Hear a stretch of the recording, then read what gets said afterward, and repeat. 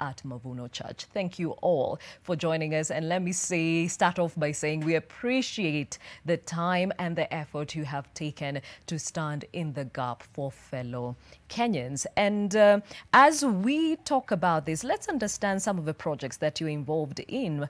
Pankaj, I mean, you have been part and parcel of working with Kenyans in various ways. And we spoke to you last year. How are things now with the new year? Things are a little bit better than what they were last year. A lot of jobs came back until the lockdown, so people were able to get livelihood back. But the children of the city are really suffering because there is barely any food at home. So we have been going around to all the slums, trying to ascertain what new we can do. Team Pankaj continues to support about 120 different children's homes every month, ranging from between 30 to 120 children. So we give them a lot of hearty food. We give them complete balanced diet. We make sure that they get vegetables every week. And apart from that, we run a massive school feeding program in the whole of Mukuru slums, which takes on to 12 schools. It's also continuing right now as the examinations continue. And we feed 14,000 children every single day with a hot breakfast of hot vegetable soup or hot uji and a very nice lunch, which is probably their only meal in a day. So the children come to school actually because they get good food. We are trying to work with the Nairobi Metropolitan Service to extend it to other schools in other informal settlements in Kenya. And I'm sure we are going to be able to get there soon. Okay, now you say Team Pankaj because there's a community that comes with you. How and who have you been working with? So, you know, I started this on my own on the 21st of March last year at Mother Teresa's home in Huruma slums. And that evening, I put a small post on social media and people just joined in. So we have a cross-section of everybody from Kenya. You know, we have some expatriates, some Kenyans, a lot of Kenyans from all different communities who are working with us. Everybody gives their time as they can. During the first lockdown, we had a huge operation where we used to pack almost 1,000 bags a day of different food products which were donated by people.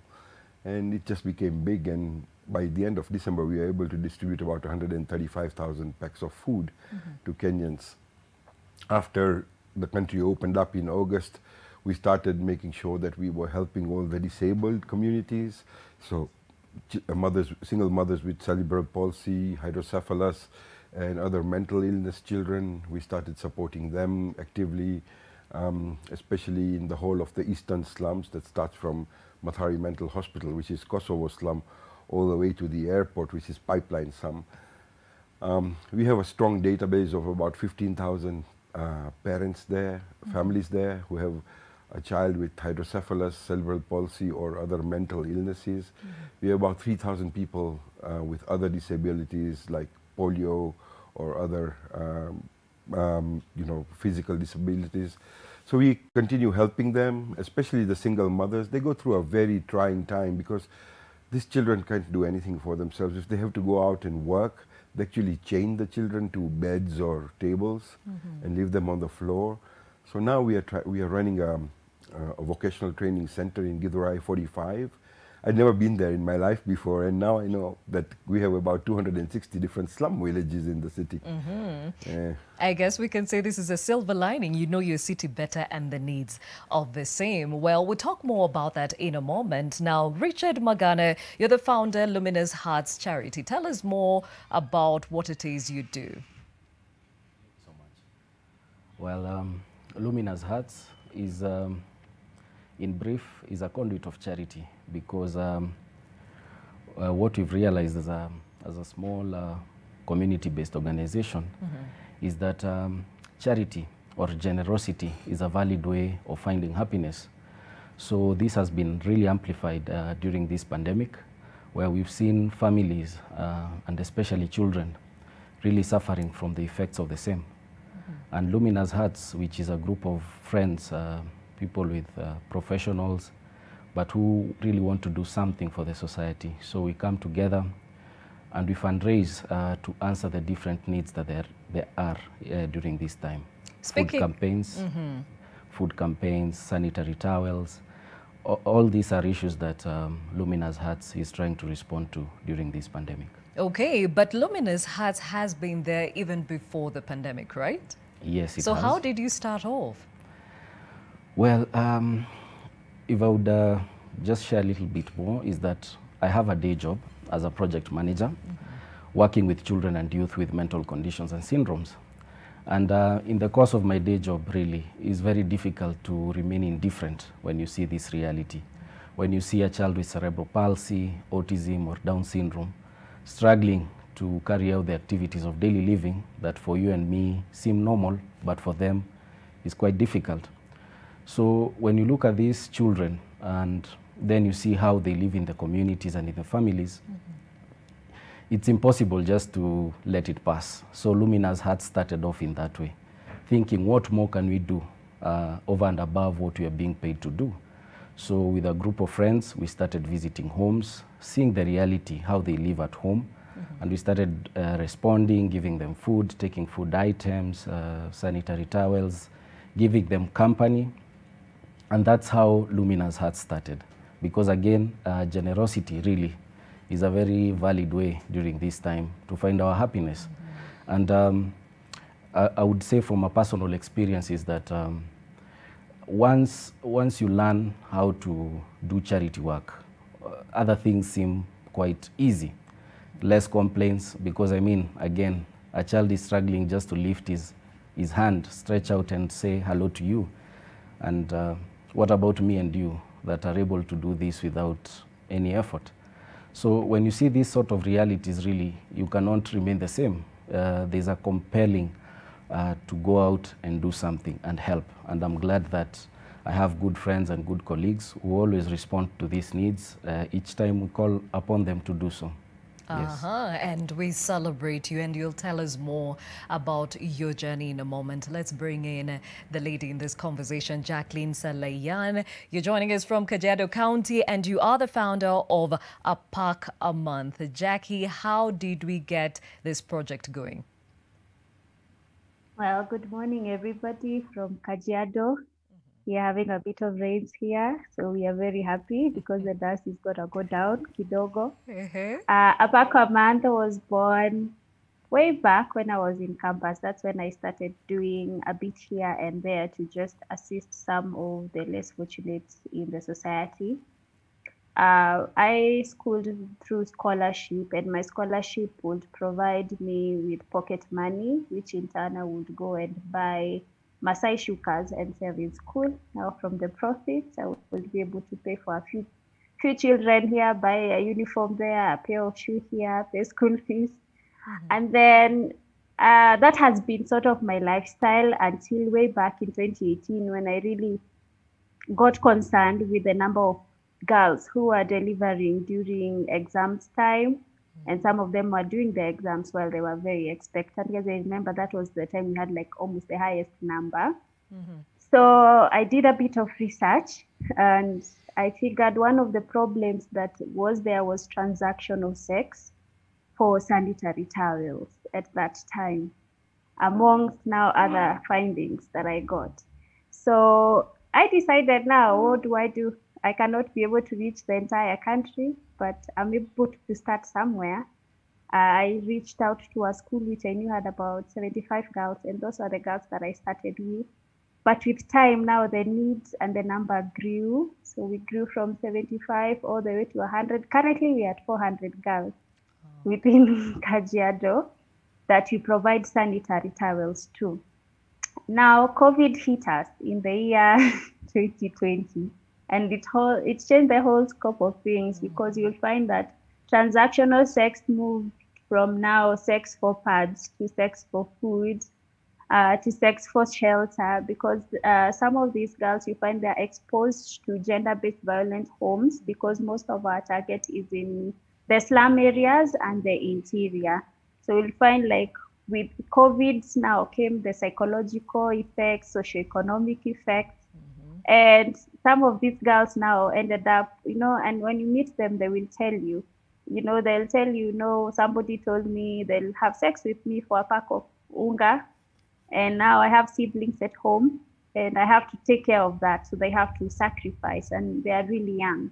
So COVID came with a whole lot of things. So we moved now from pads to pads plus food. Then it eased up a little bit and now there's another lockdown and parents have lost their jobs and some of them live with their guardians or their fathers. Some live amongst themselves.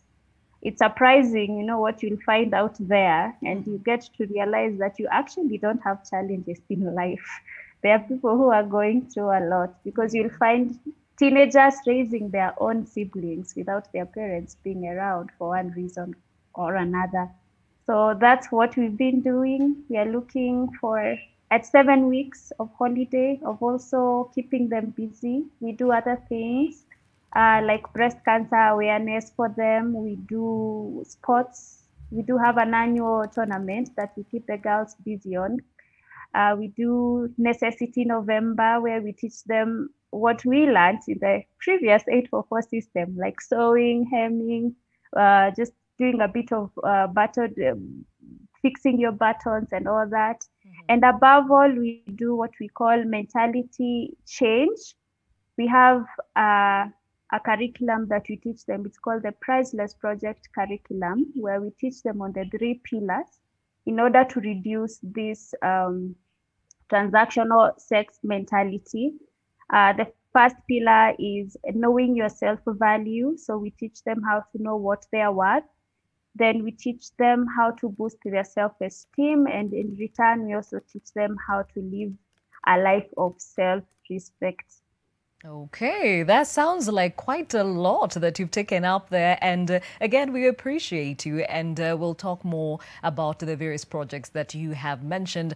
Over to Pastor Milton. And this Spread the Love campaign has been with us for a while. When was it launched?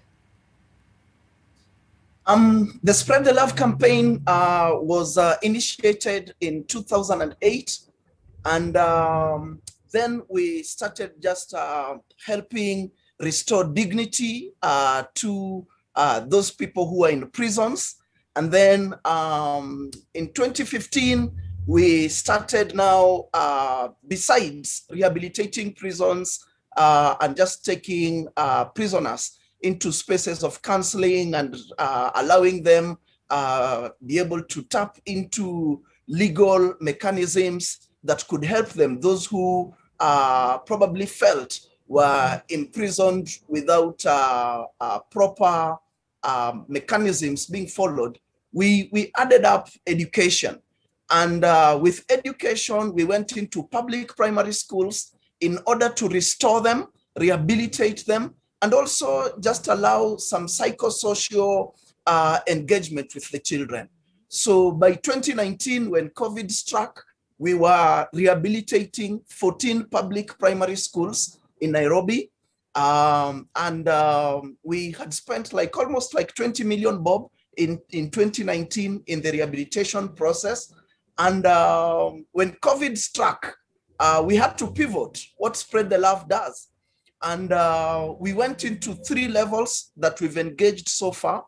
The very initial part was relief, where people who were doing a day job were no longer earning an income, could not put food on their table. So we started giving food. The difference with how we were doing it is we picked a number of families. So we fed 895 families for 16 weeks, as in we journeyed with just those 895 families during that period.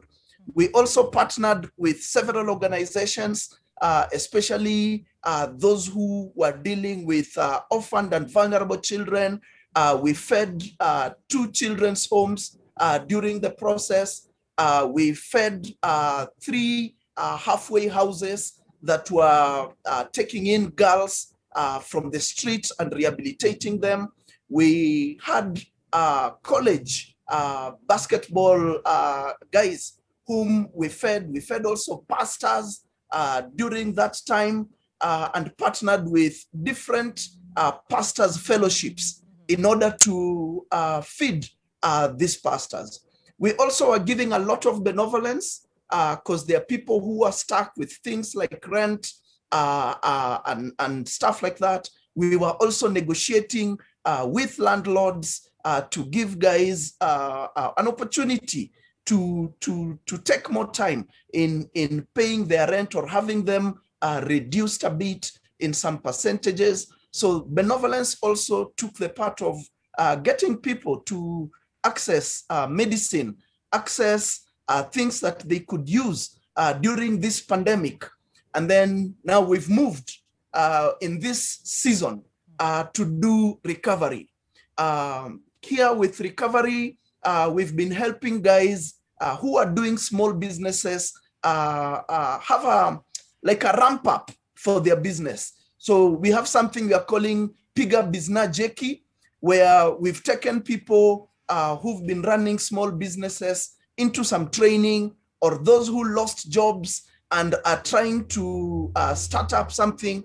We took them through some training, and after the training, we started giving people seed capital that they could just start or ramp up their business. So those are the 3 levels we've been working in. Recovery is what we are doing right now. Okay, and we'll get into more details of the different projects you've talked about in a moment. Now, remember, our question of the day to you is, who is this hero in your life that you would like to salute today because they have really come through for you, especially during this pandemic? That hashtag is the new normal, and a lot of you have people they would like to say a big thank you to. Let's start off with Albert, who says, God, my bros, may God really bless you guys, plus my mom. Then there are those special friends, Wanajijua, Alice, Jacob, Rosemary, J. Moore, Parklands Baptist Church, Felix Nyamulo. The Lord bless you too, guys. Thank you, Albert, for sharing.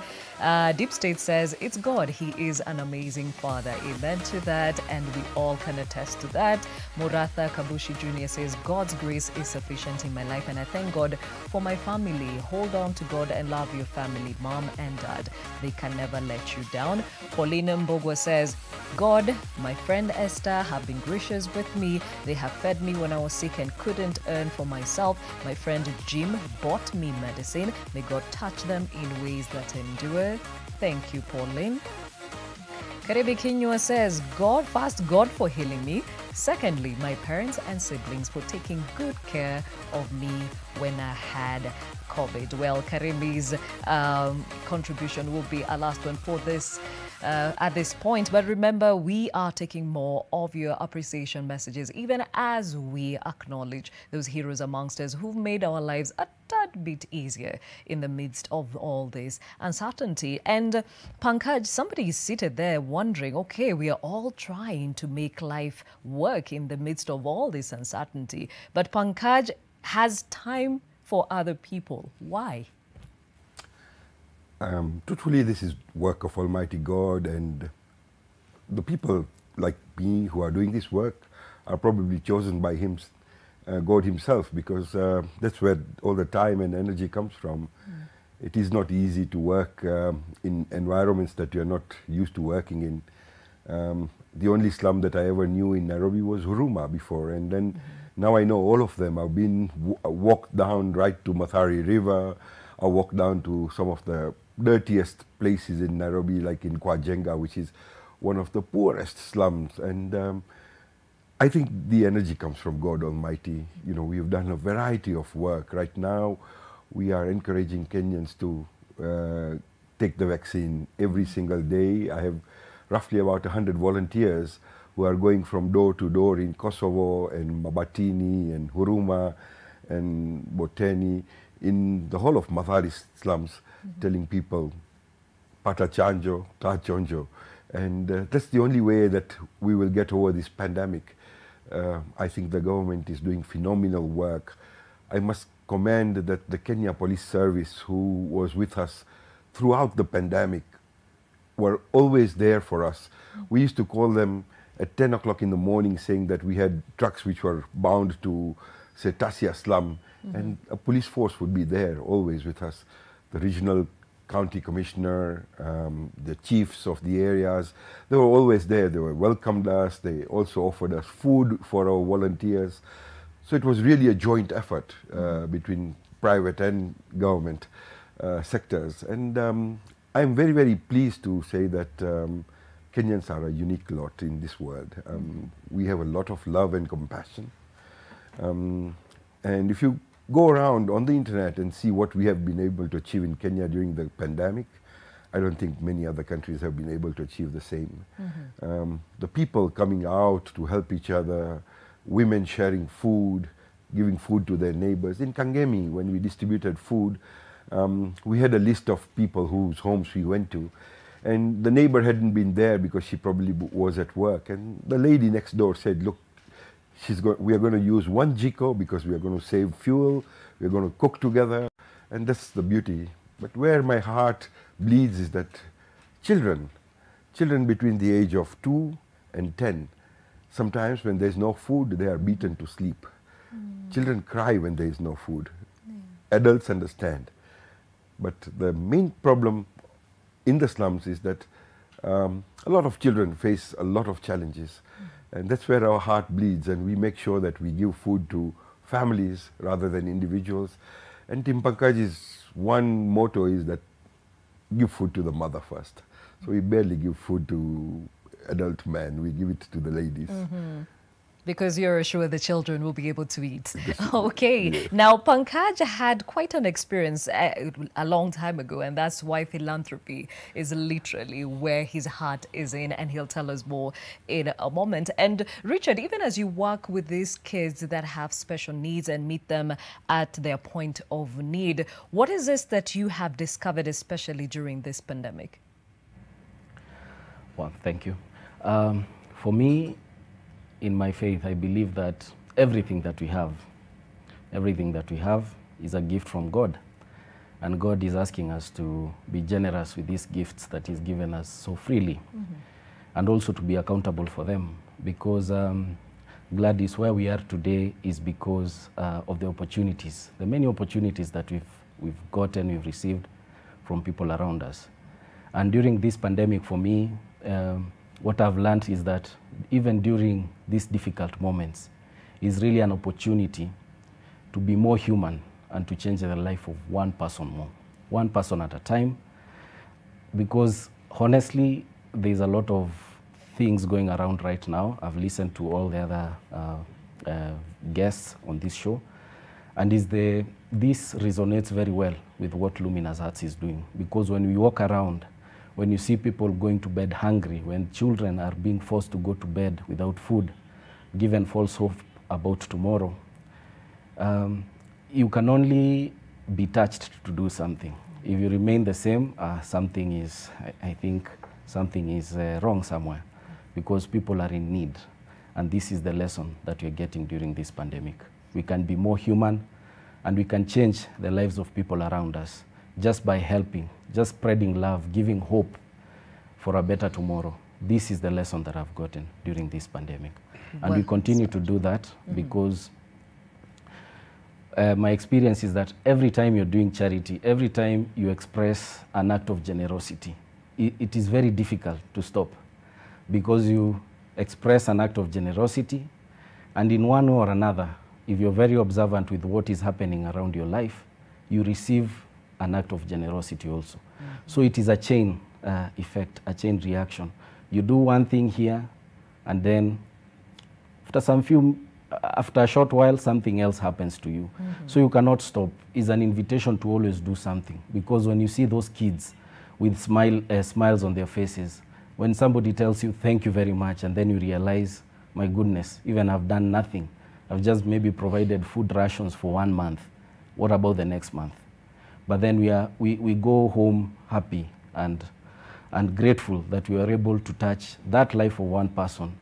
And the invitation is to the other people also to see what is happening and to invite them and to motivate them to also do the same in their own realities. Because everybody is able to do something. Nobody is too limited to give. Because unfortunately, the other lesson is that Sometimes we, especially the young people, we always say, when I'm rich, when I'm a millionaire, I'll do charity.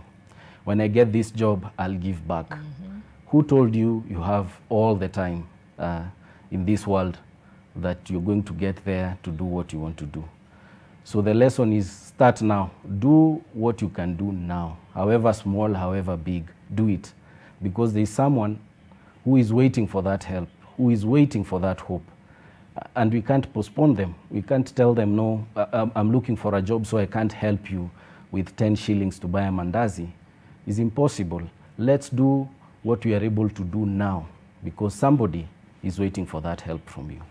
Very well said. And I love the fact that you have challenged us to actually start with the small that we have, because it actually is a huge thing for the person you're helping with, and of course, when you give, it gives back to you in equal measure and actually much more. And that's why that cycle continues. Over to Kajiado County, and clearly charity begins at home. Jacqueline, you have been born and brought up in Kajiado County. You know the needs in your communities. The question is, you have been able to work with these girls. How do you sustain this now? Well, Gladys, today I will say as NTV celebrates a pack a month, I would like to celebrate all my friends. I have very good friends who, whenever I call them, they'll send me that 50 bob, that 500. They will share our posts and they will come in even spending time with these girls. I would not have done it alone. Without them, without the help of the National Government Administration Officers, the Office of the DCC, the Office of the Police, when we are following gender-based violence issues, we would not have done it without the support of our own community. One thing I will give up is that our community has embraced us and they understand the problems that our girls are going through, and they have been working with us through and through. There are friends that I know have lost their jobs, but they're always like, hey, I lost my job, but I have a bit of savings. Let me share some of my savings with these girls, because clearly some of their problems are bigger than what I am going through. We have a challenge of early pregnancies. From what maybe you can tell the statistics, we've had early pregnancies a lot everywhere in the country, but mostly in Kajiado. During this COVID is when you find FGM happening without the knowledge of the public, because people are not able to go in there. It's the time that you find early marriages happening, and we will not have done it or come this far without the community and the national government administration officers and the police also department coming in, and also the very wonderful friends who've been there to watch me and the girls and to even spend time with us. That's how we've been sustaining the program.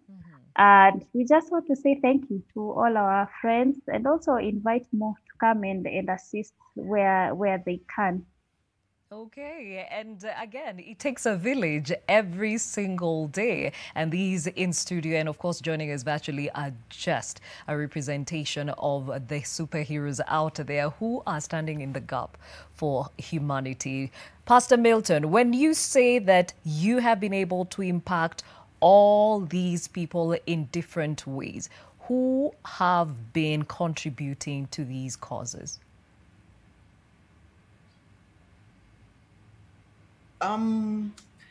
The contributions have actually been coming from members of the church, and they've been coming through different ways. In one area, we asked people to give sacrificially. Whatever they could put together, we put up a pay bill number and just asked members of the congregation, just send monies to this number.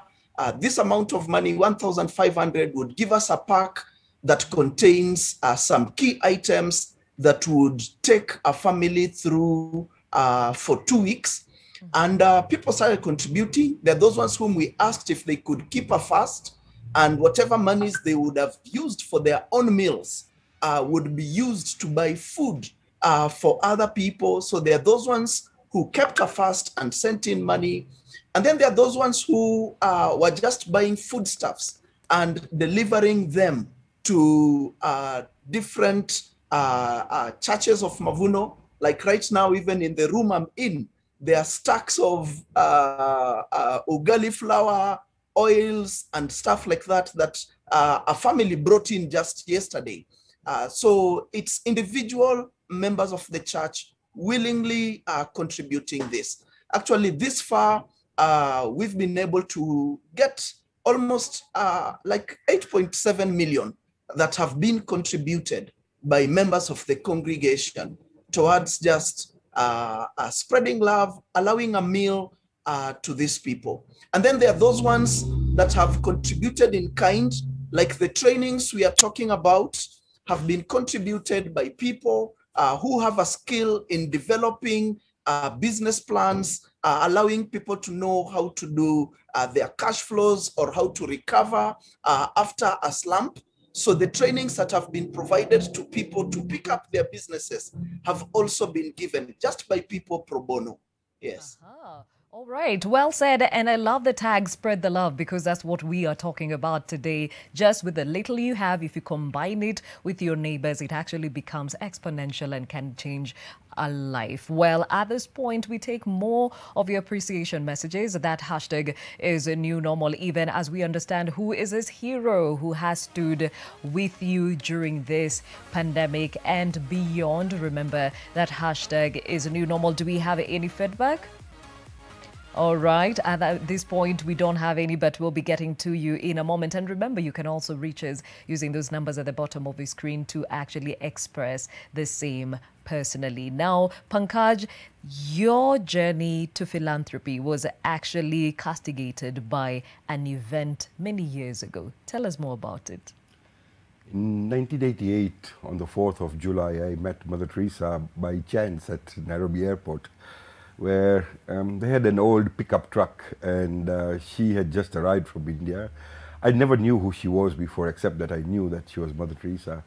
And their front right-hand wheel came up and hit my car. It came out of the vehicle and hit my car. And of course, that car couldn't move further. And I came out of I was young, 23 years old or so. And I came out of the car, you know, yelling a little bit of Maneno, and all of a sudden I saw her and I did, and that's how it started. So I brought her into my car, and it took about 25 minutes to drive her through her home in Huruma. And through those 25 minutes, in my car, she held my left hand, and that changed my life. As I was driving to, and then for the next 3 days, I stayed with her. From there, she went on to Dodoma, where they have other homes. And I learned about what she was doing and how she was helping the poor people. At that time, there were roughly about 130 orphans in their home, about 79 children with cerebral palsy, autism, and hydrocephalus in their home, and ladies and gentlemen who were also mentally retarded. After that, they opened another home in Kariobangi in Kasarani. But during these 3 days, she invited me to go to help her in Calcutta. So within 6 months, I took off a sabbatical, and I went to, on 15th of January 1989, I went to Calcutta, where I stayed for 95 days with her. And that was a life-changing experience. I remember one day I sat with her on the banks of the river Ganges in Calcutta. She's actually called the Hooghly, that part of the river. And she made me promise that I'd adopt a girl child from one of her homes anywhere in the world. So my daughter also comes from her home in Mumbai. And we adopted her in the year 2000. After Mother Teresa was gone. It was a painstaking adoption, because it took us almost 120 days from the time we started. But now she's a grown-up girl. She's studying in New York, and she's gone into the field of acting and journalism. So I'm happy. My life changed completely after that. And she taught me a lot of compassion, you know. Right now we have a lot of projects that go on from Mother Teresa's home. In fact, this morning they are going to get 200 bales of ugali, and that's 2,400 kilos of ugali, and 1,200 kilos of beans packed in 2 and 1 kilo bags. So people in the slums, because we have to reach out to a far larger number than before, so we'll be able to give them at least food for a few days. So that's what we are trying to do now. We also run a project there which gives the children of that home a lot of physiotherapy. So every Sunday a team goes into the home and we do physiotherapy for all the children with cerebral palsy and hydrocephalus. And what we have seen in the last 4 months is that those children have completely calmed down. Some of those children were really very, very loud. They wouldn't let the others relax. Now, because of this physiotherapy, they are relaxed. A lot of them couldn't go to the toilet by themselves, but in 2 months' time, we can, they used to have to be given enemas every other day. And so, it's changing their lives a little bit. Yes, those people are destined to live like that, but it's changing their lives a little bit. We are giving them good quality protein food now. So that's one of the good projects that we are doing. In Reuben Center, we are helping slum mothers give birth. So I have an initiative which raises money. So for 5,000 shillings, you can get a mother to give birth in a healthy, hygienic, clinical environment. There was one birthing bed when I first went to Reuben Center last year in April. Team Pankaj and Reuben Center together worked to put in 4 birthing beds. We have 3 incubators there. We have 12 recovery rooms. And now when a mother gives birth there, if it's a slum mother, she gets a pack of wholesome food, which include oats, which include milk of magnesia. We give her clothes for the baby. Sometimes they get girls' clothes for boys or boys' clothes for girls. Whatever we get as donations, we give them blankets, we give them babies' nests. But these mothers are encouraged by community health volunteers in the slums to be able to go to a proper health center and give birth. This helps with so many things: infection, disabled children. When you give birth at home, there is no hot water. It's last moment. It's not hygienic. So here we invite people to give birth, and I'm so happy that we have been able to do at least 450 births since the month of August over there. Contributed towards 450 births. There are people from all over the world who contribute towards that project. Okay, and we'll get to hear more about the others that you're involved in. Now, I'm sure some of you are hearing this for the first time, and perhaps you would never have heard it if you never had the opportunity to actually sit down and intentionally appreciate those amongst us who are making a difference. Remember, that hashtag is new normal, even as you tell us of your stories and, of course, that person you'd like to appreciate for standing in the gap for you. And speaking of which, we have Peter from Nakuru on the line. Peter, go ahead. Peter, are you there?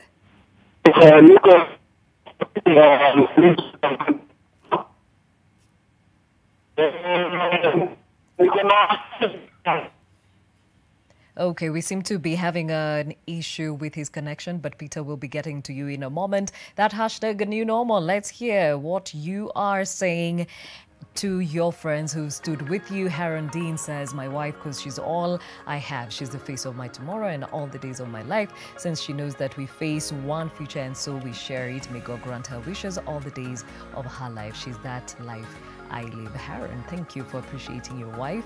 Silas Obiti says, the Lord Almighty, free air, life support, safety, provisions. Yes, they come from him. Silas, thank you for writing in.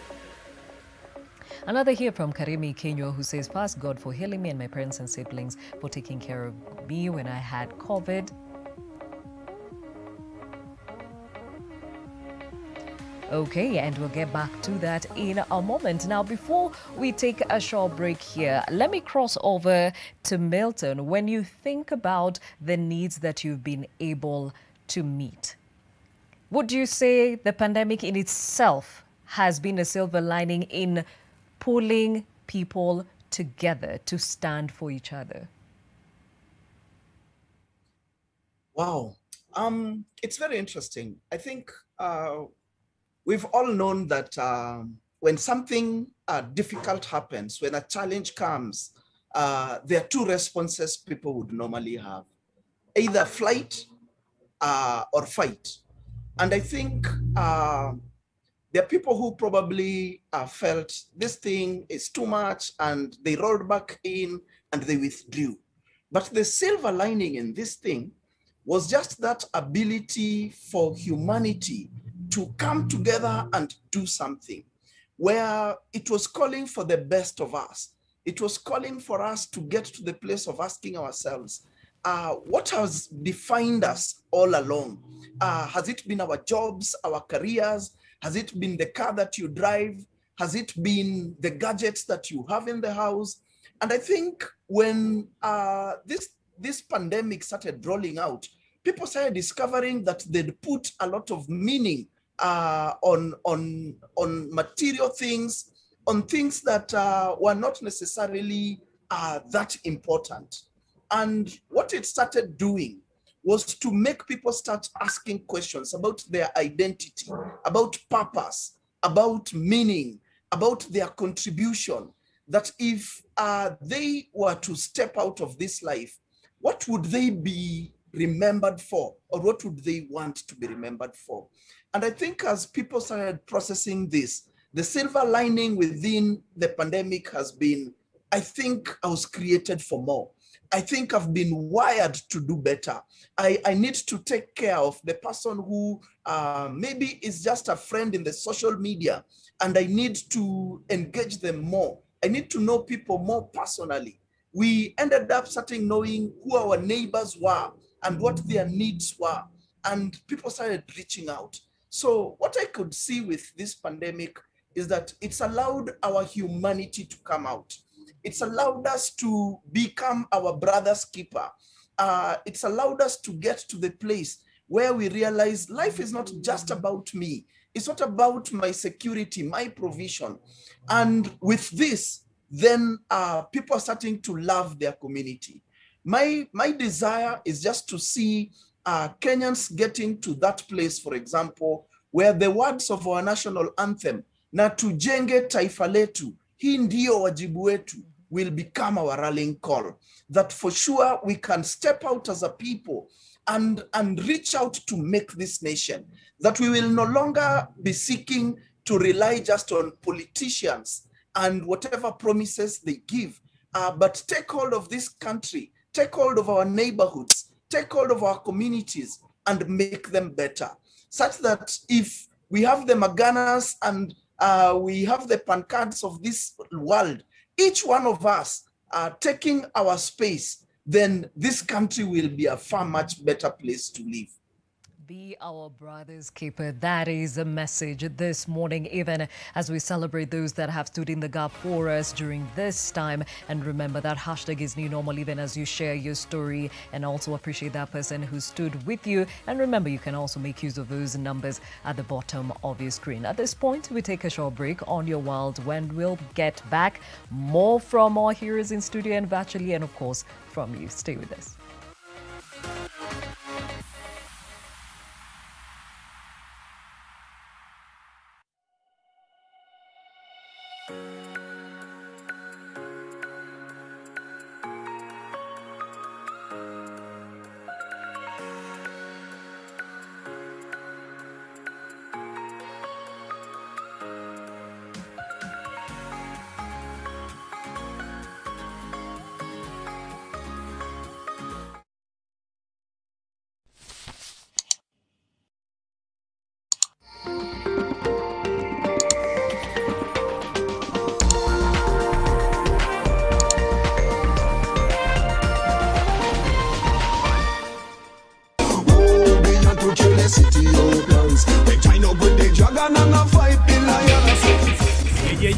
Wagwan each and every Saturday manze kutane pale Nation FM kama kawaida 96.3 for nothing but good vibes and good reggae music. Kama kawaida, you know how we do it. Tunakupatia mambo moto story moto concerning our reggae fraternity pale kwenye Jammed On Vibe. We're giving you all the link-ups of our 254 reggae artists and also Jamaican artists. And of course, kama kawa maze, catch me live on the decks maze nikiwapikia reggae noma sana all the way from Kingston, Jamaica mpaka 254 Nairobi City. Send in your request pale kwenye hashtag Jammed On K. Yeah man, they call me DJ Mo, the roughest and the toughest. And I, the Caribbean Queen, Miss Katiwa. Call me the energy god, MC Jawochi. Don't you go nowhere. Because this is NTV Jam Down.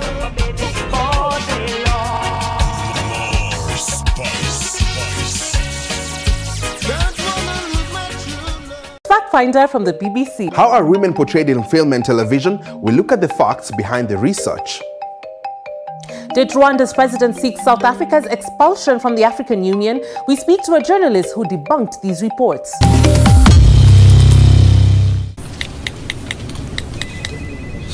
Wow, thank you for your time. How juicy. Juicy.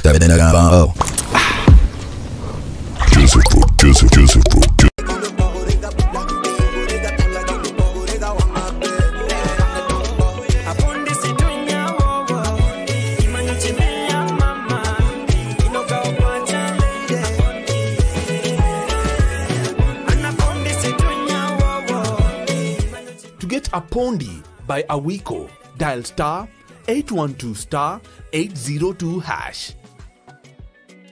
Skiza Non-Nation. How powerful is the healing power of Vaseline? We applied Vaseline jelly to one leaf, the other we left alone. After just a few days, the difference is visible. Nothing locks in moisture better to keep skin restored. That's the healing power of Vaseline. From far with you. I even gifted you a magnificent house. Rosa, it's the thought that counts. Please help me. When it comes to fever, you need to be both. Panadol Baby and Infant starts to work on fever in 15 minutes and is gentle on the tummy. Panadol Baby and Infant, tough on fever, gentle on your child.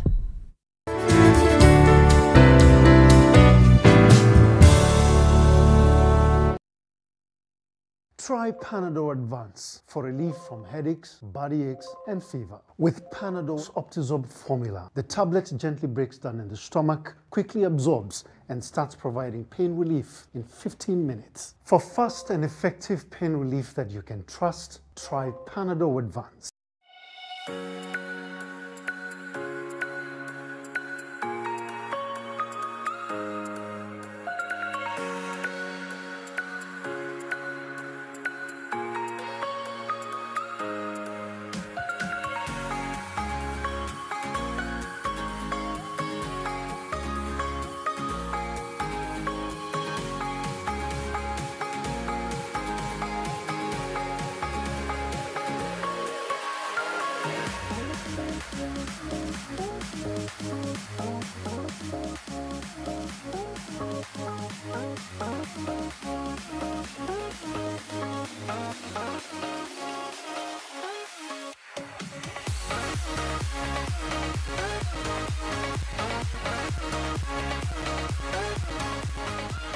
It is your world. My name is Gladys Gachanja, and this morning we are talking about being your brother's or sister's keeper. Remember, we are within a pandemic that has clearly made it very obvious that no man can walk alone, and definitely that we need each other even as we try to figure out these uncertain times. And the truth is, there are people who have been selfless enough to walk with us and have stood in the gap, provided for us, and even if it's resources, others it was just time to just listen, to walk with us, to grieve with us. So who are these people in your life? That hashtag is new normal, even as you take time to appreciate them this morning. And in studio, we have some of these heroes that you yourself nominated. Pankaj Shah, he's a philanthropist. You know him with Team Pankaj. Richard Magana, who is the founder, Luminous Hearts Charity. Jacqueline Salayan, joining us all the way from Kajiado County. She's the founder of Pack a Month.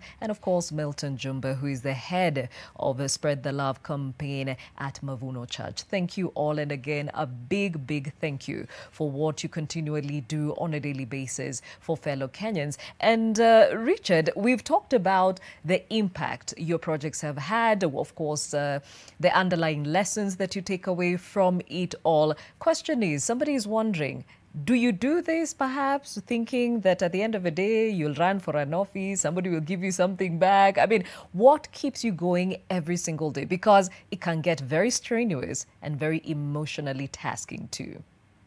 Wow, it's a good one. Well,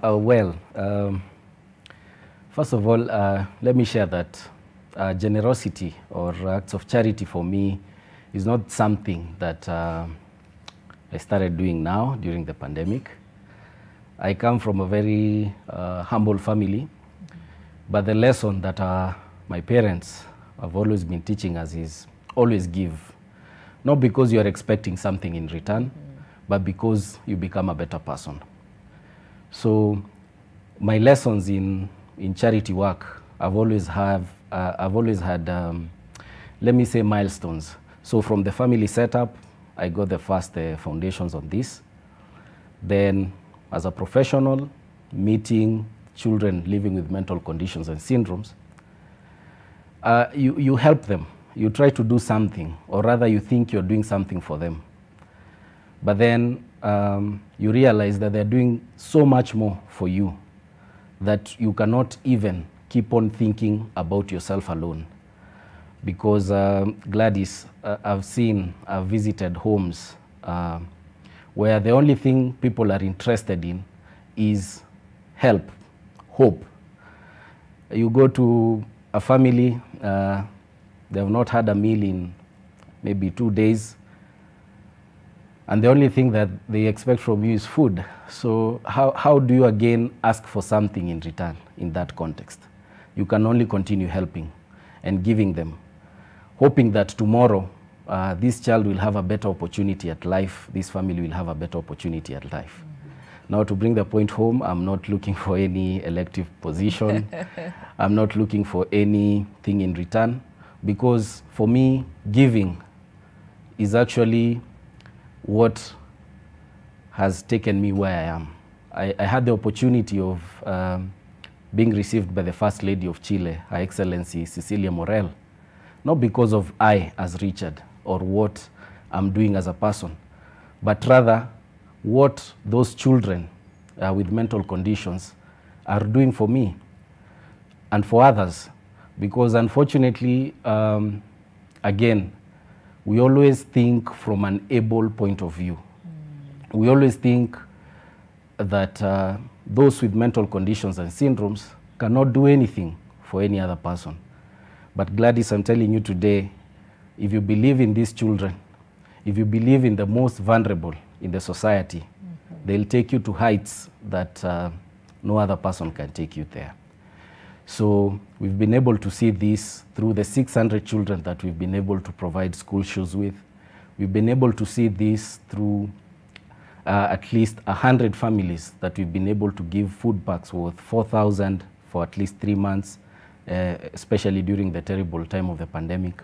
We have seen this good health, peace of mind, simply because there's someone somewhere who is saying a prayer for you, saying a blessing for you. This is all that we need, peace of mind, so that we can be able to help more and to spread the love and the hope. Our slogan at Luminous is rise by lifting others. And if you think deeply about that, is that I can only be in peace when I help my brother, when I help my sister. I cannot be in peace if I step on them to achieve greater heights, promotions, more income and all this. It will only be for a short while. And in my personal experience and my very humble opinion, that has also been a lesson, because I heard what one of the panelists, Jumbo, said, that we need to, people react in two ways, flight or fight. Yeah. So many of us in a society, we choose sometimes to hide. Yeah, we always think about ourselves too much. But the question is, who is thinking about the other person that you're not thinking about? So if we all came out and reacted to the needs that we have in the society, right from the lowest level in our communities to the highest level, I believe would have a very wonderful community and society to live in, because we are thinking about the most vulnerable. Because if we thought about them, we'll have the best roads, the best schools, the best healthcare, the best rehabilitation, the best shelters. But now, unfortunately, many times, and it's human nature all over, we tend to think about ourselves first. And this pandemic is really pushing us in the strongest and in the highest levels, lowest level, to think about others. Because I believe maybe there is a lesson maybe it's a lesson and it's a time for us as Kenyans and as humans to start to think about other people. Because for so long, we've just been concentrating in us. Best clothes, best food, best cars, everything best for me.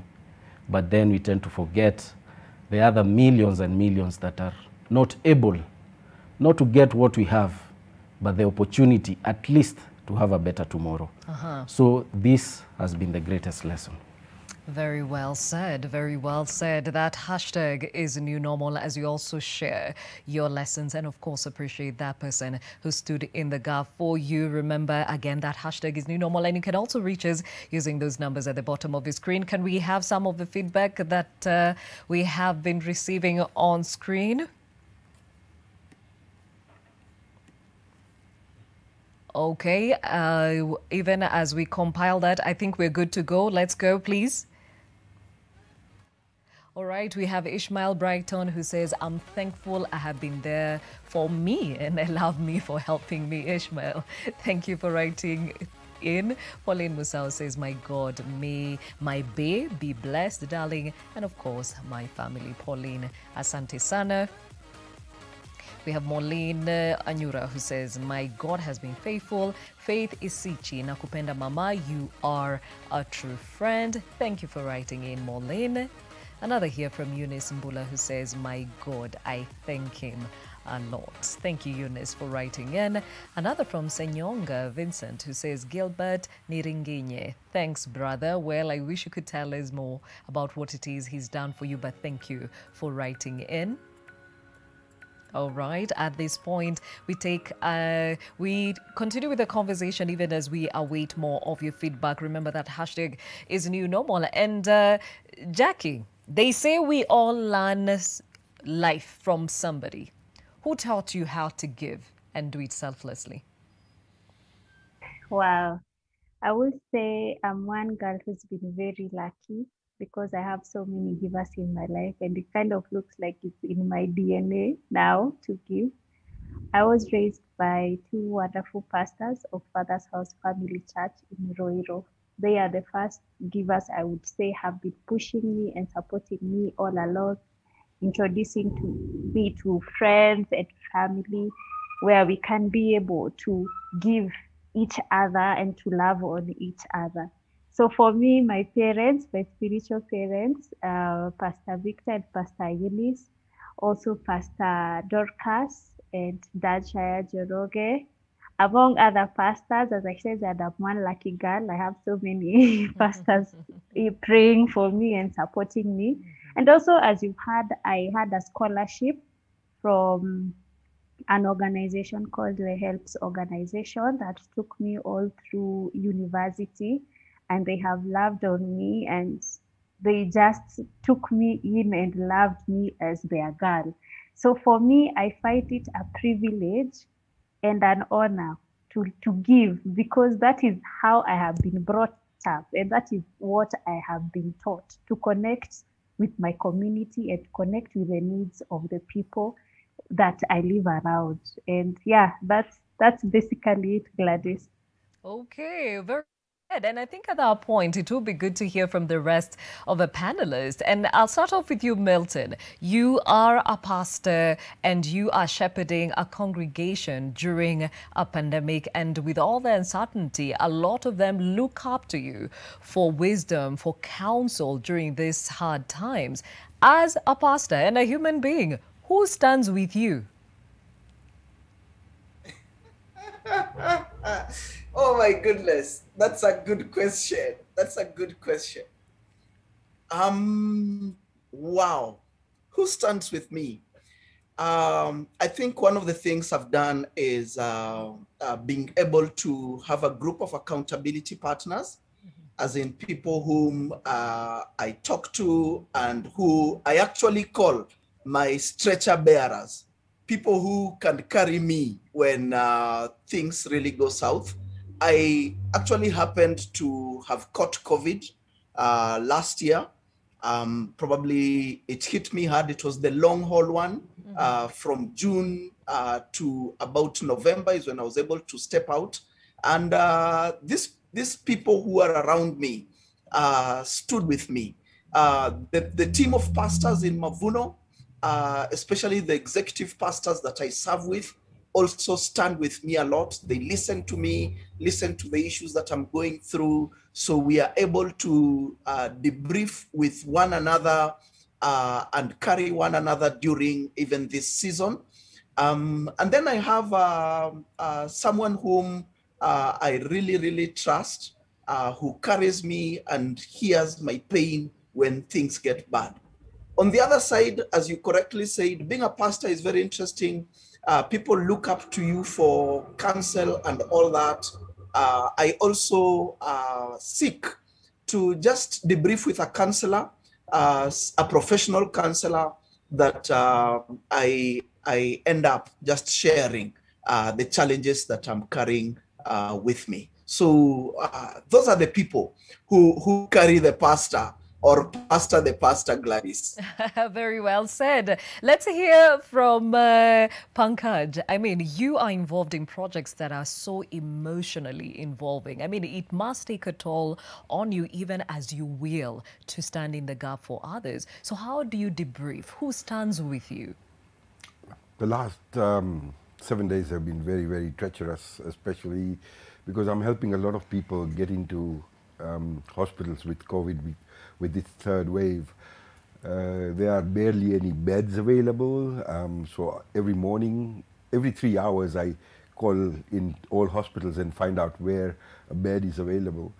On Friday, we had a gentleman who was in an ambulance for 3.5 hours, and we went around 9 hospitals looking for a bed. And then I pleaded with a gentleman called Eric, whom I've never met, at 9:30 in the evening, asking him to please at least take the patient into casualty at Nairobi Hospital. He was finally taken in.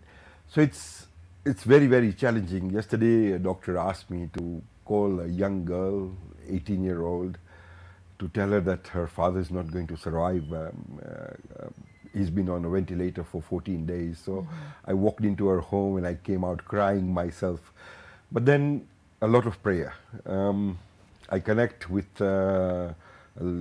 God every day. I wake up at 3 o'clock sharp in the mornings, and I go through about an hour and a half of prayer every morning.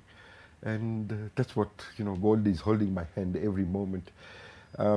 As I'm driving from A to B, I'm always chanting about the word of God. I can go and pray anywhere. I pray in a mosque, I pray in a church, I pray in a temple, I pray in a gurdwara. And we have everything in Kenya. There is no other country as more cosmopolitan than no other city in the world, where we have so many places of prayer. And then when you go back and connect with the people down in the slum, and you see what they are going through, I'm absolutely blessed. I have nothing to complain about. Yeah. Okay, and for you, Richard, who stands in the gap for you? Wow. I'm very lucky. I have very good friends who stand with me, because they've been the source of every campaign, or rather every action that we've been able to do. Good friends. Because the job we do, charity work, sometimes, like you say, it can really be emotionally draining. 2 weeks ago, we were in Isiolo, near Tigania West, just near Isiolo. And there were all these demonstrations and fighting going on between 2 tribes. And in that particular moment, we were delivering clothes, over 3,000 clothes, food items, a wheelchair, through a campaign called Project Lucy, with 8 friends and with the support of family and other friends behind the scenes. But then you get yourself into this situation where you're thinking about your safety, the safety of the friends who accompanied you as volunteers. And then at the end of the day, you realize it's only good friends, family, who can help you debrief. I'm lucky my mother is a counseling psychologist, so many times I ran through her with all these problems, because sometimes it's very difficult for people to understand what it takes to do what you do. So for me, those who fill in my gap are my friends, my very good friends, and my family members. They help me get through all that. Like the situation in Isiolo, at the end of the day, were the friends coming together, coming up with a security plan for the activity that you're doing. And then you feel relieved because then you realize that everything that you're doing, maybe they're depending on your thoughts, on your logistics. But then when you have good friends who can realize that there's a moment of stress and they come in, help you with ideas, help you source for the funding, it really helps a lot. So this today, as we celebrate COVID heroes, I would like to celebrate my family and my friends, because Luminous is not luminous without them. Well said. Jackie, ungetaka kutuma salamu kwa kina nani? Who are these who have been in, who've stood in the gap for you? Wow.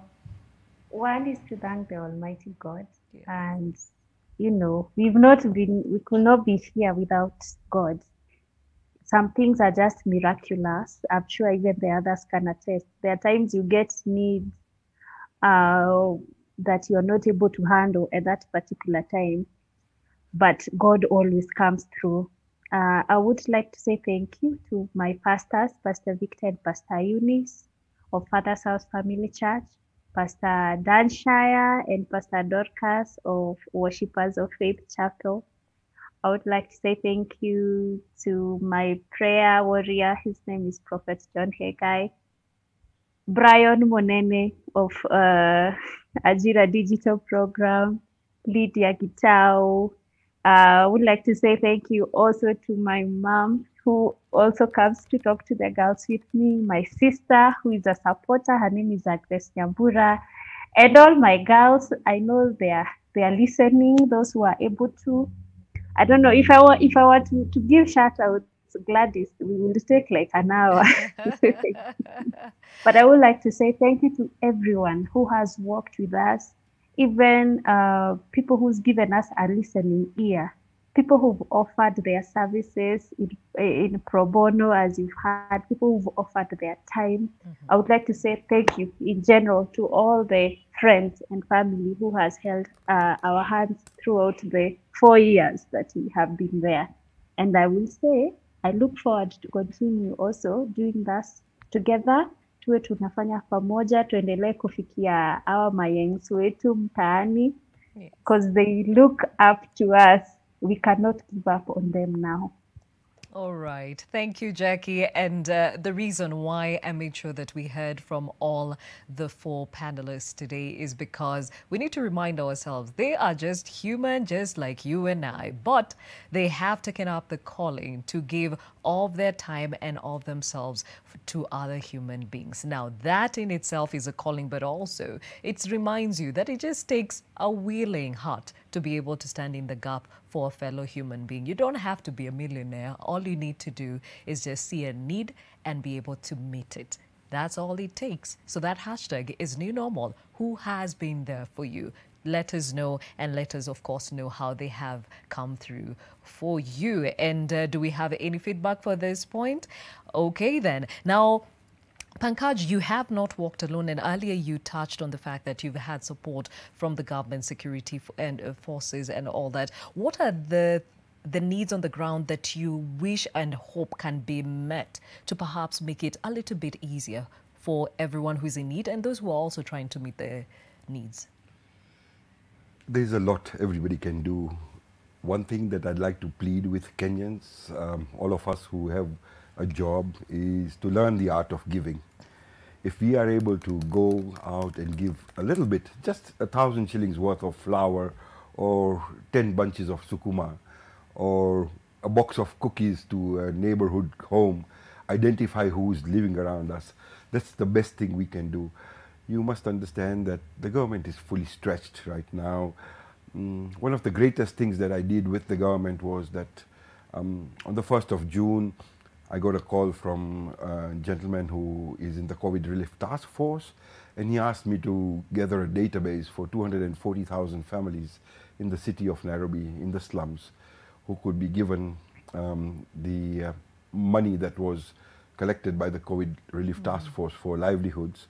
And I'm so pleased that between me, Akiba Mashindani and Shofko, we were able to put together in 18 days a massive database of 240,000 people with their mobile phone numbers, and this 240,000 families got a weekly stipend of 1,000 shillings, so 16,000 shillings from the government of Kenya, which was almost 4 billion shillings, which was collected during the COVID fundraising by the COVID Relief Task Force led by Dr. Jane Karuku.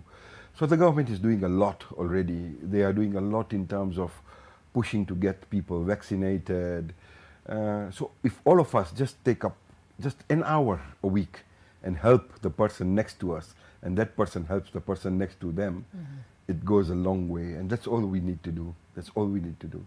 Take a bag, when you're going to the supermarket to buy a bag of uji, take a bag of uji and send a rider to drop it off at the nearest children's home. If you go onto Tim Pankaj's website, or you go onto Tim Pankaj's Facebook or Instagram page, you'll find 150 homes. What I promise I'll do is I'll put up exactly where those homes are located. Then you can send in a little bit of food. Send in 1,000 shillings of food only. Share with your fellow Kenyans. Learn the art of giving. That's all I would like to say. All right, Richard, they say kidogo kidogo ujaza kibaba. Give us a scenario or scenarios where you have literally seen this work in your case. Wow.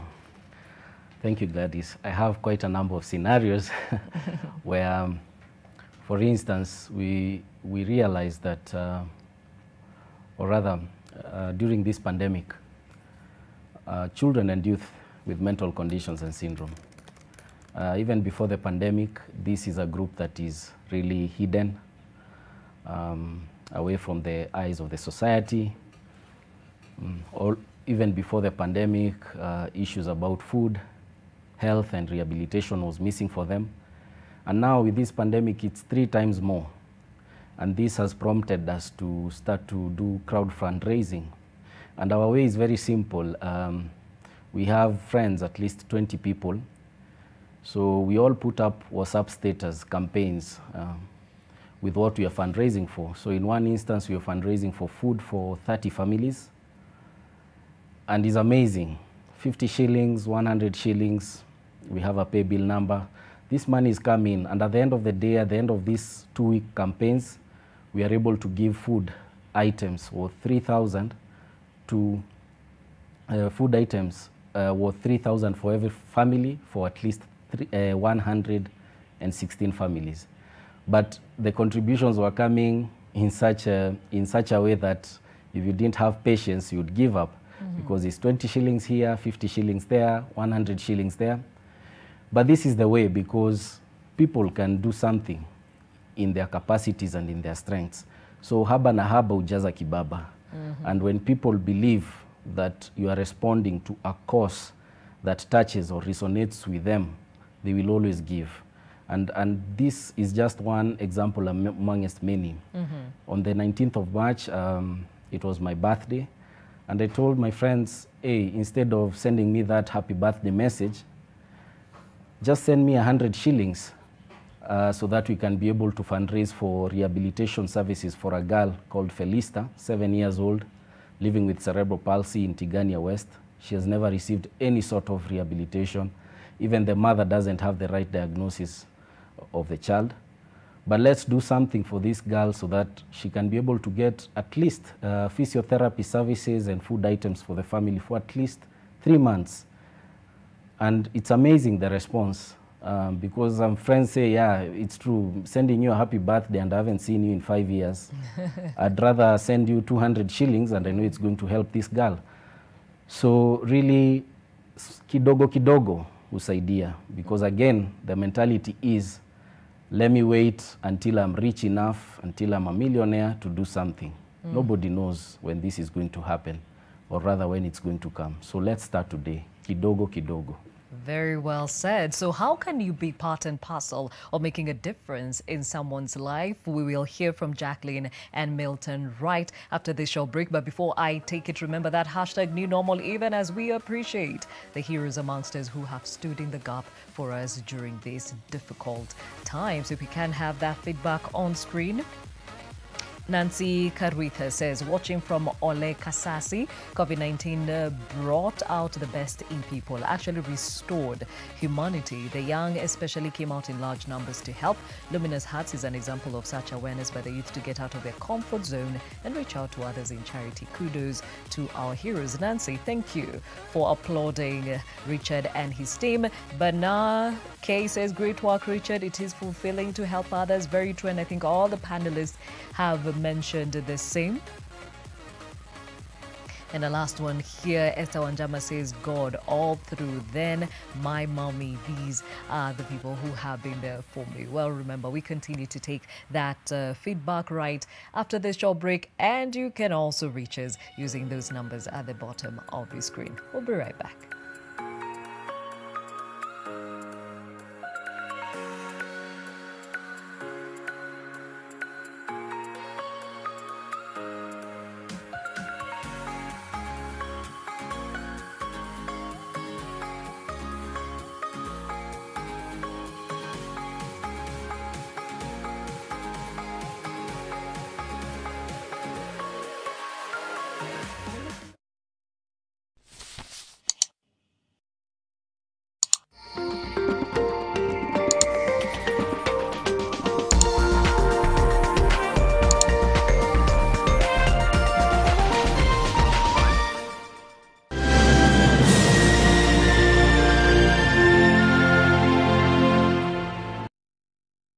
Family is working together today. It is creating opportunities for a lifetime of happiness. The future is bright because you can always bank on family. Family Bank, with you for life.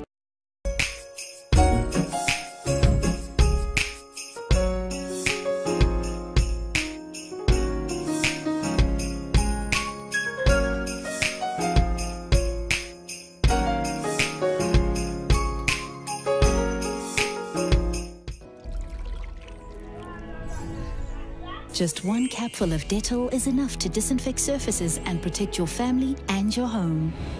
Dettol, tested effective against COVID-19. Akili, akili, akili, akili. Will you wash your hands with me?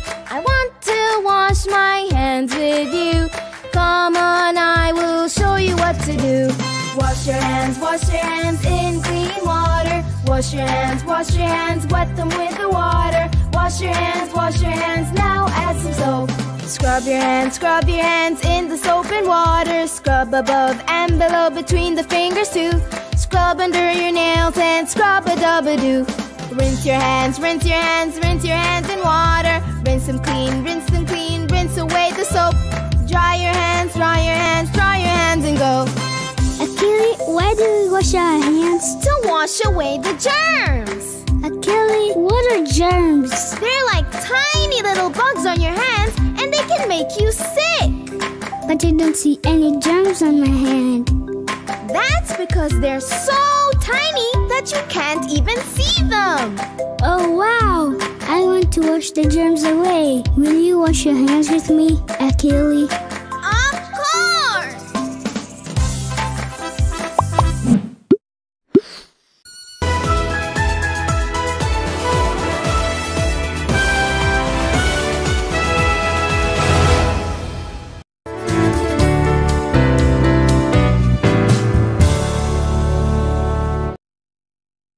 Try Panadol Advance for relief from headaches, body aches, and fever. With Panadol's Optizorb formula, the tablet gently breaks down in the stomach, quickly absorbs, and starts providing pain relief in 15 minutes. For fast and effective pain relief that you can trust, try Panadol Advance.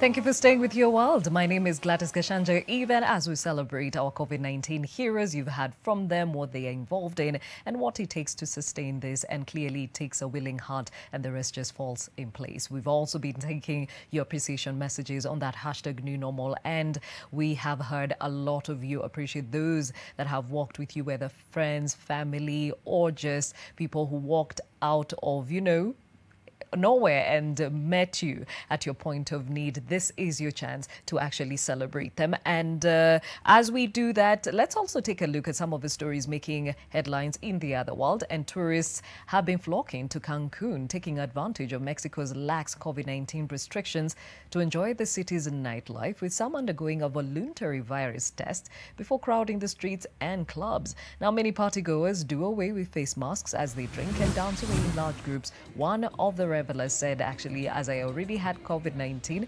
I don't cover myself with a mask. It's not healthy. Besides, once you've used it for an hour, you're in the same danger. The protection wears off. Besides, you can't think about COVID when you have so many parties. If you were to think so much about COVID, there will be no COVID. Life would be missing, and the main thing is life to live. I think at this point it would be prudent to say do not try this at home, because COVID is here, and yes, there is a chance of reinfection, and you need to protect yourself and others.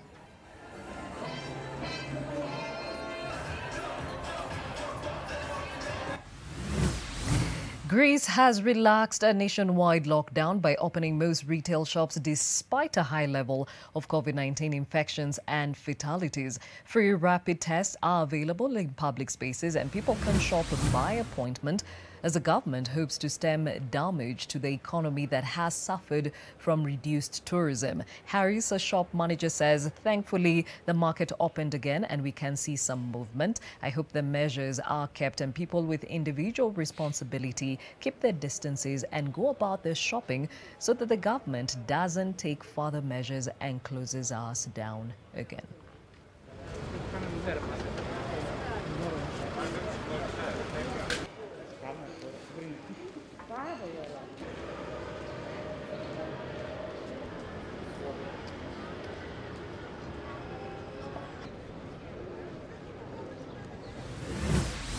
Elsewhere, despite being restricted to 15 people for Easter Sunday service, Priest Eric says that the Easter message celebrates life winning over death, hope outweighing our worries.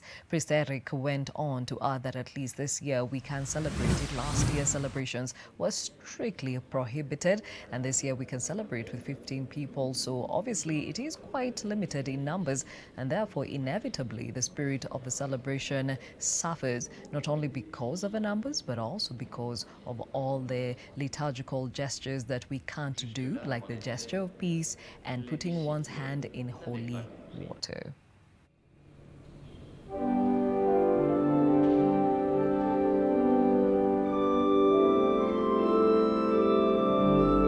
Ce qui avait commencé 3 jours plus tôt.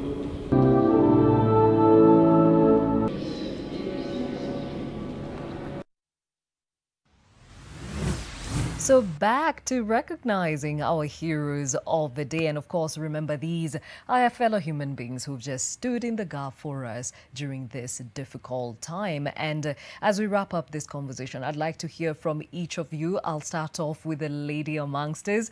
Jackie, what is the future for a pack a month?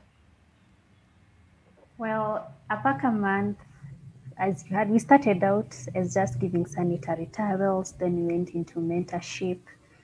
Then when you go into the field, as you've had, things change very drastically.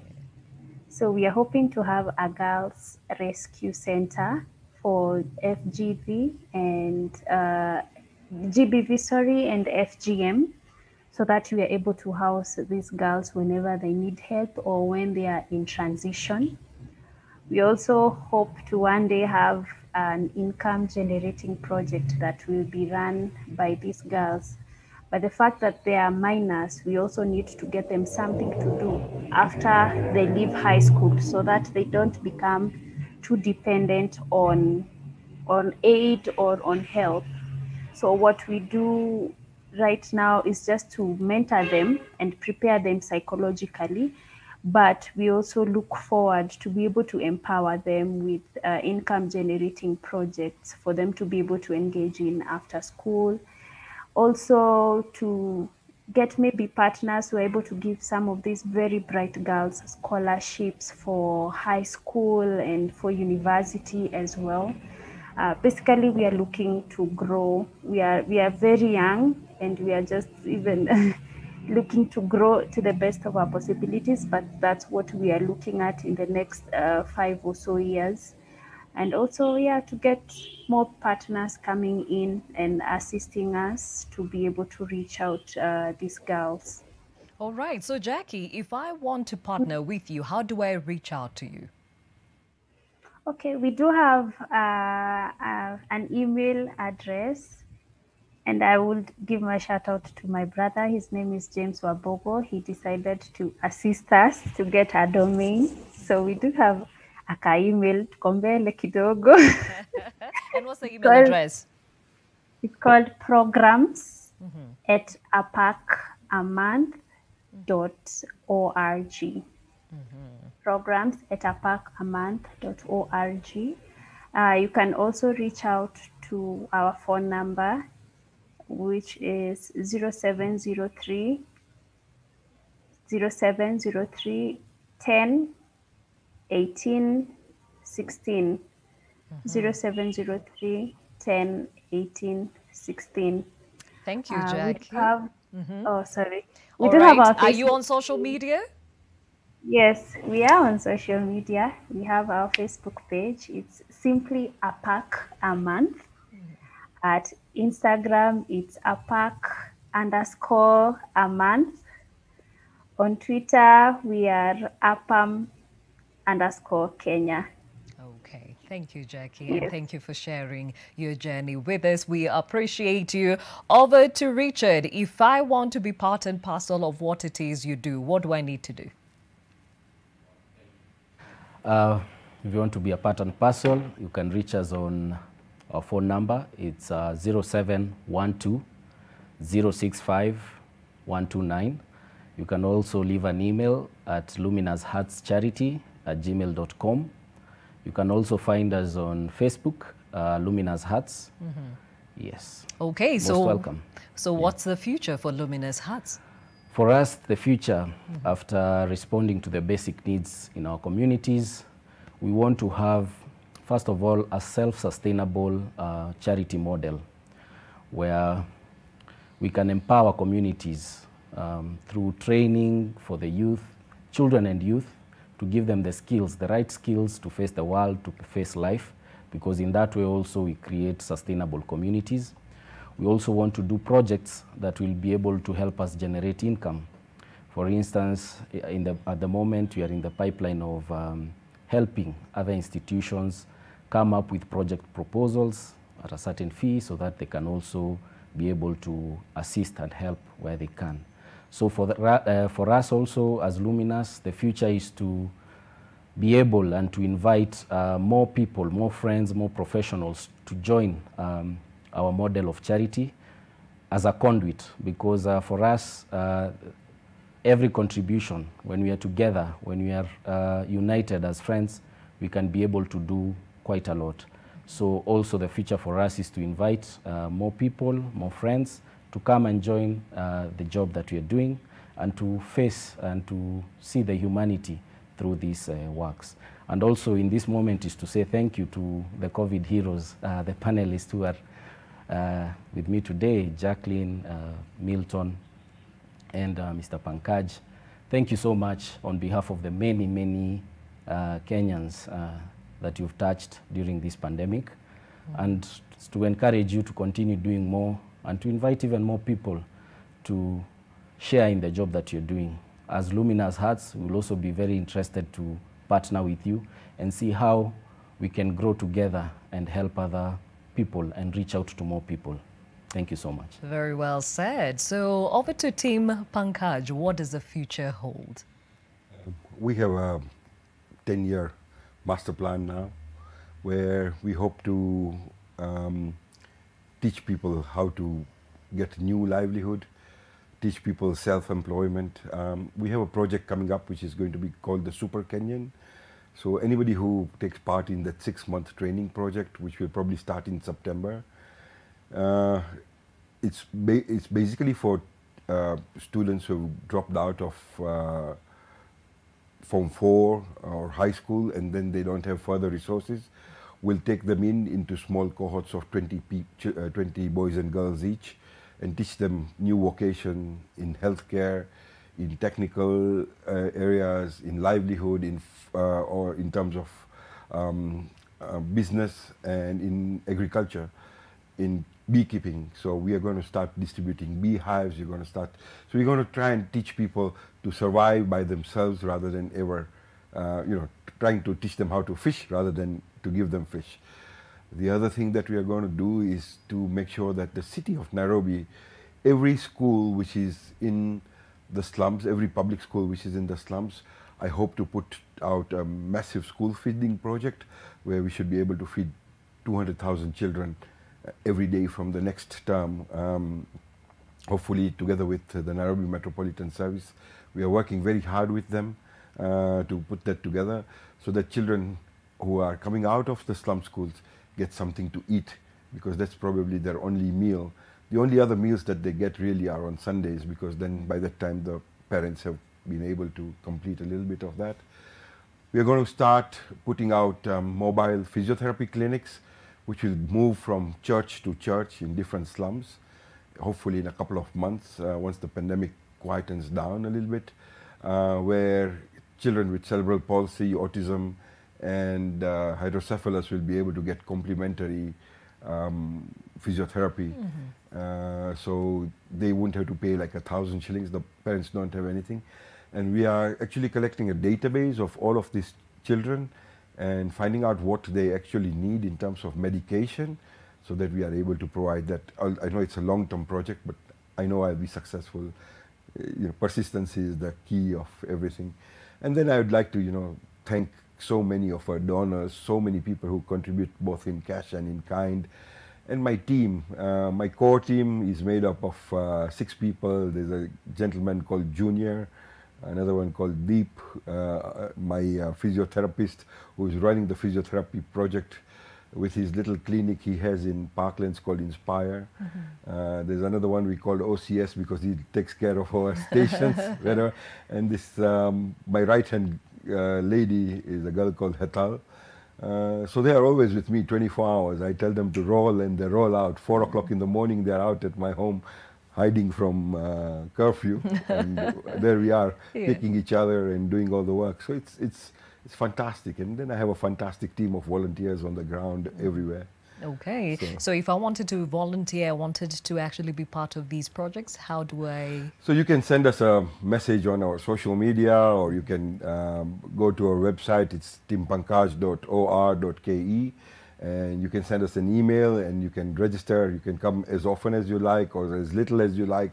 You can come once. You can support us otherwise in cash or in kind. You can support one of our school feeding days. Imagine to be able to feed 14,000 children a day, breakfast and lunch at only 8 shillings per kid per day for a meal. You can sponsor just 100 people, or you can sponsor 1,000 people, or you can sponsor all the 14,000. So you can help in so many ways. Those people who are frightened of COVID and want to stay in home, you can support by giving us some food. You can give us rice, you can give us beans, or you can call us and find out what we need. And that's how you'll help Kenya. As I said earlier, the beauty is Kenyans come together uniquely. It's not like anywhere else in the world. So, that's what makes us really proud to be Kenyans, that, we are a unique lot. We always come out. And I'd like to tell more and more Kenyans to learn the art of giving, because you give one finger, 10 fingers come back.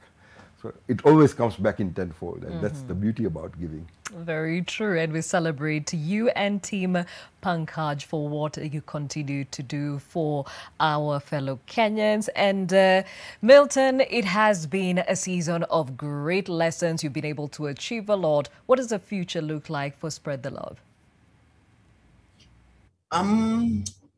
Thank you for the opportunity, actually, to just be here and meet these great people who are doing amazing stuff with their lives, and even others who are out there. I bless God for all of you.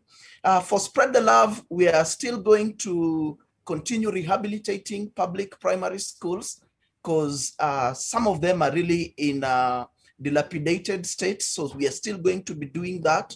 We are still going to issue out food to those who are in need, especially because we know that those who have been doing jobs that pay them per day are hit when lockdowns like this come. So we are still going to participate in that. But the big thing, we are moving from relief now to what we are calling recovery.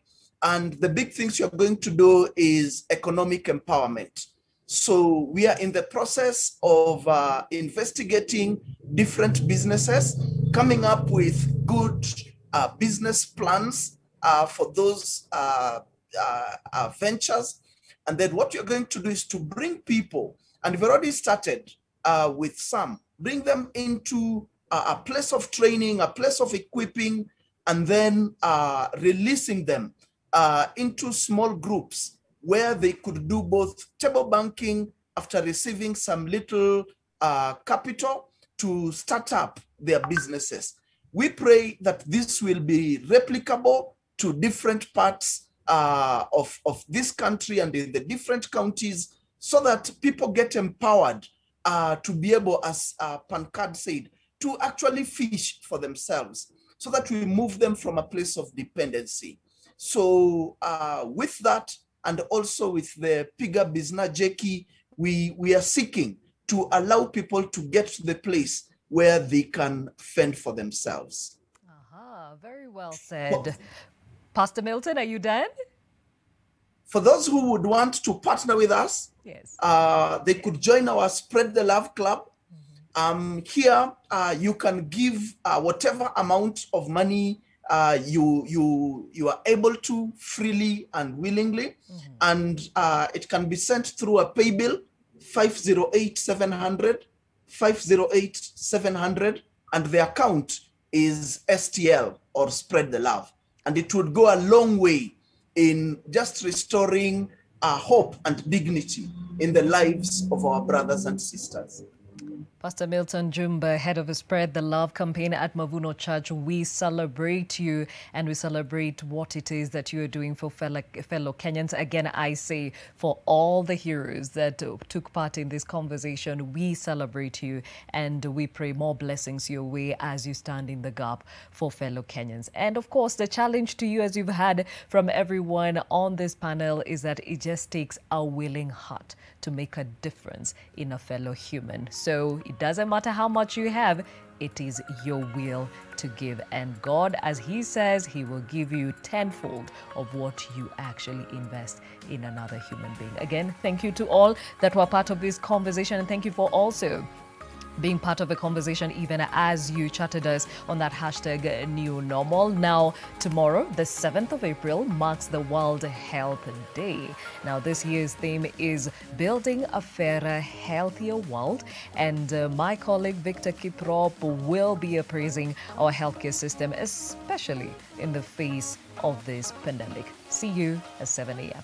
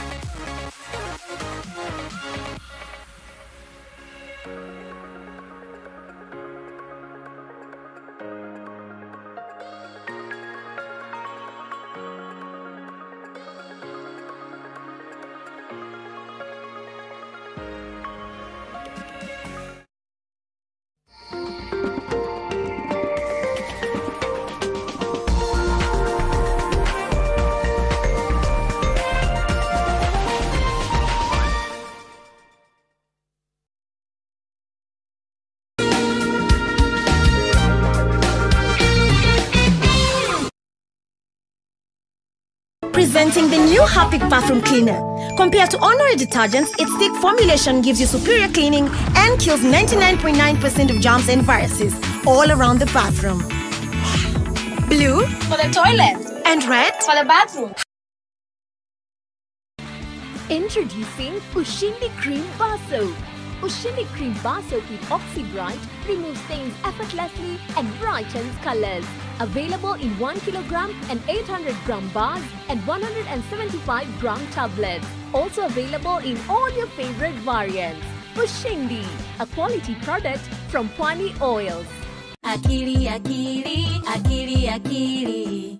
We love to wash our hands, and this is how we do it. Wash, wash with clean water. Scrub, scrub, scrub with soap. Rinse, rinse with clean water, and then the germs will go. We love to wash our hands, and this is how we do it. Wash, wash with clean water. Scrub, scrub, scrub with soap. Rinse, rinse with clean water, and then the germs will go. Yay! Well done, Soap and Water. You got rid of all the germs on Achilles' hands.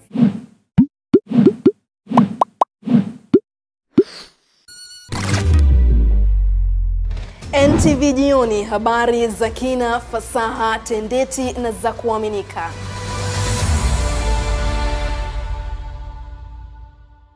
Fact Finder from the BBC. How are women portrayed in film and television? We look at the facts behind the research. Did Rwanda's president seek South Africa's expulsion from the African Union? We speak to a journalist who debunked these reports.